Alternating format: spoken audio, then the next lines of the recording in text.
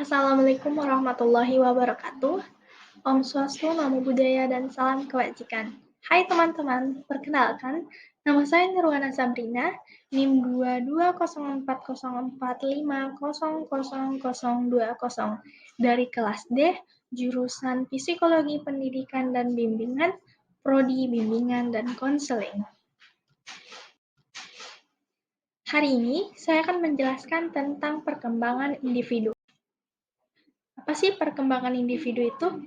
Perkembangan individu merupakan perubahan yang sistematis, progresif, dan berkesinambungan dalam diri individu sejak lahir hingga akhir hayatnya, atau dapat diartikan pula sebagai perubahan-perubahan yang dialami individu menuju tingkat kedewasaan atau kematangannya. Teori perkembangan ada apa saja? Yang pertama adalah teori perkembangan kognitif Piaget. Yang kedua, teori psikoanalitik Freud. Yang ketiga, teori psikoanalitik Erikson. Yang keempat, teori perkembangan belajar sosial. Dan yang terakhir adalah perkembangan perspektual Vygotsky.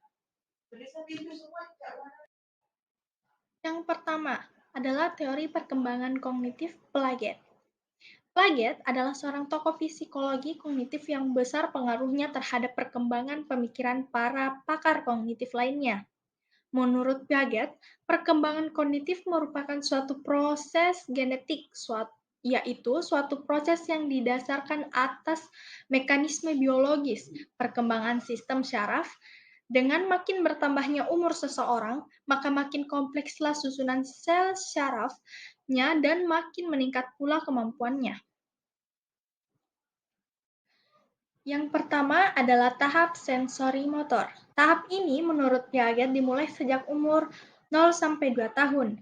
Pertumbuhan kemampuan anak tampak dari kegiatan motorik dan persepsinya yang sederhana.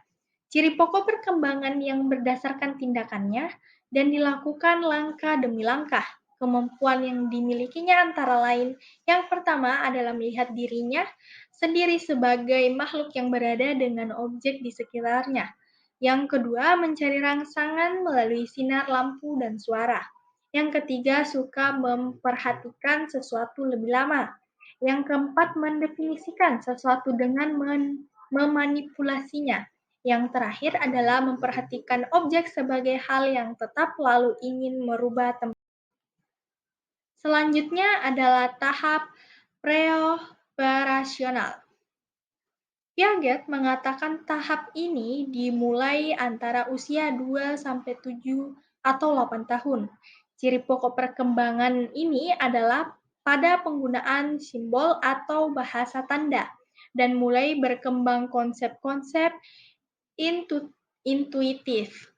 Tahap ini dibagi menjadi dua, yaitu preoperasional dan intuitif. Preoperasional, umur 2-4 tahun. Anak telah mampu menggunakan bahasa dalam mengembangkan konsepnya. Walaupun masih sangat sederhana, maka sering terjadi kesalahan dalam memahami objek. Karakteristik tahap ini adalah yang pertama, self-counter yang sangat menonjol, lalu dapat mengklasifikasikan objek pada tingkat dasar secara tunggal dan mencolok. Selanjutnya mampu mengumpulkan barang-barang menurut kriteria, termasuk kriteria yang benar. Yang ketiga, tahap operasional konkret. Tahap ini berlangsung pada usia 7 atau 8 sampai 11 atau 12 tahun. Ciri pokok perkembangan pada tahap ini adalah anak sudah mulai menggunakan aturan-aturan yang jelas dan logis, dan ditandai adanya reversible dan kekekalan. Anak telah memiliki kecakapan berpikir logis, akan tetapi hanya dengan benda-benda yang bersifat konkret. Operasional adalah suatu tipe tindakan untuk memanipulasi objek atau gambaran yang ada di dalam dirinya. Karenanya, kegiatan ini memerlukan proses transformasi informasi ke dalam dirinya sehingga tindakannya lebih efektif. Anak sudah tidak perlu coba-coba dan membuat kesalahan, karena anak sudah dapat berpikir dengan menggunakan model kemungkinan dalam melakukan kegiatan tertentu. Ia dapat menggunakan hasil yang telah dicapai sebelumnya. Anak mampu menangani sistem klarifikasi. Yang keempat adalah tahap operasional formal. Ciri pokok perkembangan pada tahap ini adalah anak sudah mampu berpikir abstrak dan logis dengan menggunakan pola pikir kemungkinan, model berpikir ilmiah dengan tipe hipoteko-deduktif dan induktif. Sudah mulai dimiliki anak dengan kemampuan menarik kesimpulan, menafsirkan dan mengembangkan hipotesa. Pada tahap ini, kondisi berpikir anak sudah dapat bekerja secara efektif dan sistematis. Yang kedua adalah teori psikoanalitik Freud. Teori Freud mengenai kepribadian dapat dikitasarkan dalam rangka struktur dinamika dan perkembangan kepribadian.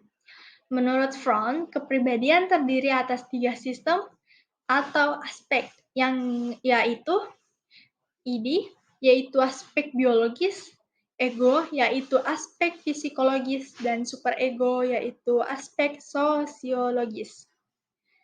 Ketiga aspek itu masing-masing mempunyai fungsi, komponen, sifat, prinsip kerja, dinamika sendiri-sendiri, maupun ketiganya berhubungan dengan rapatnya sehingga tidak mungkin memisahkan pengaruh terhadap tingkah laku manusia.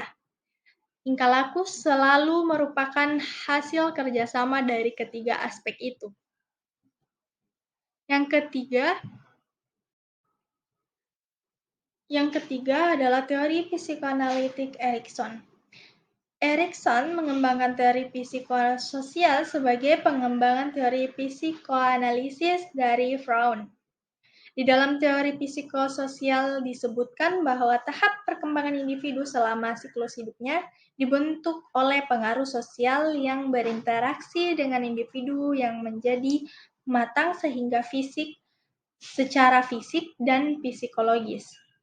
Secara umum inti dari teori ini adalah perkembangan emosional sejajar dengan pertumbuhan fisik. Lalu adanya interaksi antara pertumbuhan fisik dan perkembangan psikologis. Lalu adanya keteraturan yang sama antara pertumbuhan fisik dan perkembangan psikologis. Dan yang terakhir, dalam menuju kedewasaan, perkembangan psikologis, biologis, dan sosial akan menyatu. Yang keempat adalah teori perkembangan belajar sosial. Teori belajar sosial dikembangkan oleh Badura yang menyatakan bahwa orang belajar dari satu sama lain melalui pengamatan, peniruan, dan modeling. Kemudian akan diterapkan atau ditiru. Penerapan akan diulang jika mendapatkan penghargaan dan tidak akan diulang jika mendapatkan hukuman.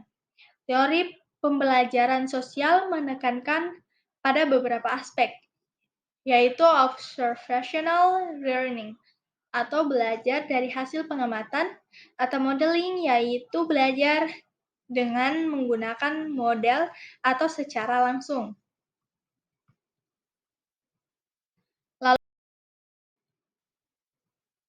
Lalu teori perkembangan perspektual Vygotsky. Teori Vygotsky menentang gagasan-gagasan Piaget tentang bahasa dan pemikiran.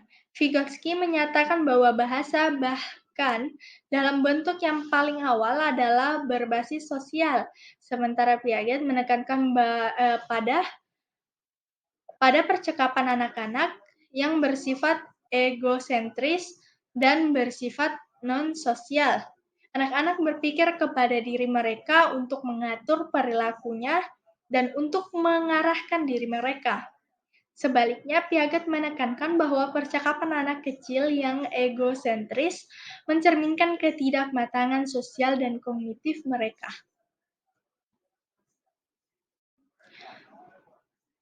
Meskipun pada akhirnya anak-anak akan mempelajari sendiri beberapa konsep melalui pengalaman sehari-hari, Vygotsky percaya bahwa anak akan jauh lebih maju dan berkembang jika berinteraksi dengan orang lain. Anak-anak tidak akan mengembangkan pemikiran operasional formal tanpa bantuan orang lain. Mungkin hanya itu presentasi saya. Terima kasih. Assalamualaikum warahmatullahi wabarakatuh.